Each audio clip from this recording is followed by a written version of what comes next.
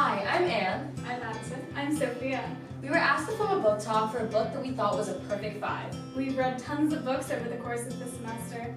Maybe the answer wasn't explicitly clear. Sometimes the importance of an issue just hits you. Researched far and wide for that perfect 5. But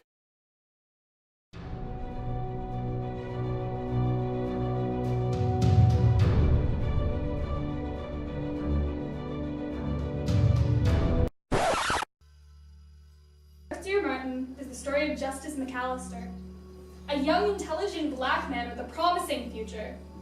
He attends a predominantly white school and is set to attend an Ivy League. All of these accomplishments, he's still unable to escape the stereotypes he was branded with. His skin color.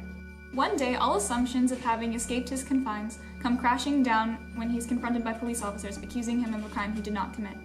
He becomes infatuated with the work of Dr. Martin Luther King Jr. and he decides to write letters to MLK Jr. These letters serve as a reflection of the progress or lack thereof towards racial equality he witnesses in his everyday life. Dr. Martin tells a tale that even though we are making progress towards racial equality, we're not quite there yet. Small gestures, even though seemingly insignificant, can be powerful. So, we reached out to the author of Dear Martin, Nick Stone, to gain a better understanding of the issues presented in this book.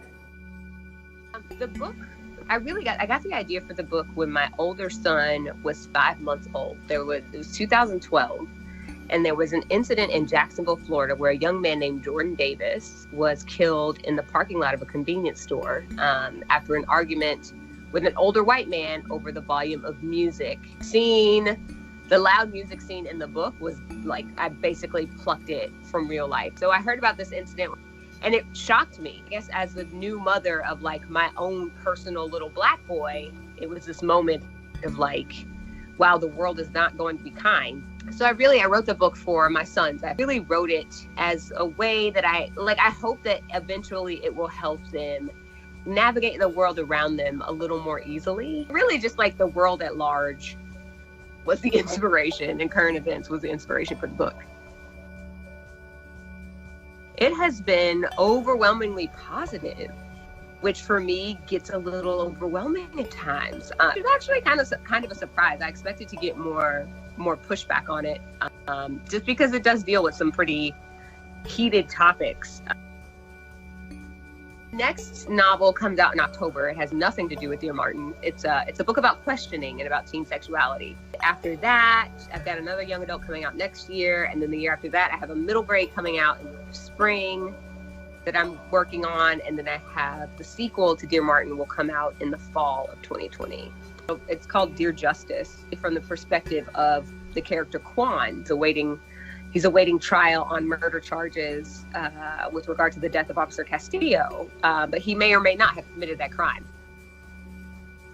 I just want readers to think a bit more critically about things. They are constantly bombarded with stimuli, but it's important to take the time to think. The only way the world is going to get better is if we actually take the time to look at how it isn't, look at the things that aren't working so that we can fix them. So really step 1, I think, is admitting that there's a problem. And then step 2, I think, has to do with like police training. I think this could stand to do a bit more like cultural and like sensitivity training. I feel like if police learned more about the criminal justice system and how it functions, like they'd probably do things maybe a little bit differently. I think knowledge is power for real, and getting more knowledge, both as the public and as officers. I think things are going to get better. I hope. I am eternally optimistic. I think it's important to make sure that you are passing the mic.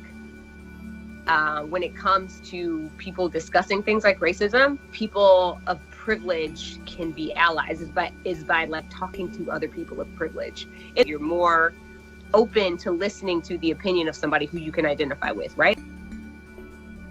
Goal isn't necessarily to go and instantly change the world with protests. Like the goal is to draw attention to the problem. And I think they're so great. People between 12 and 18 these days, y'all are out here doing the work, and I could not be more proud. Let the empathy developed within you from reading Dear Martin kind of spill over into empathy for Black boys who maybe make choices that are questionable. That's the last thing I'll say. Stone presents an effective modern-day tale of racial inequality. We think that all high school students should give this book a read because it presents the issue of racial inequality in a relevant setting. Dear Martin causes a reader to realize that the terrors such as police brutality and racism in schools and in the workplace are closer to home than you think. It causes readers to gain an awareness of their own institutionalized racism. The issues Dear Martin brings to mind is what makes this book a perfect 5. We hope you give this book a read and take away the same messages you did. I have a dream that one day this nation will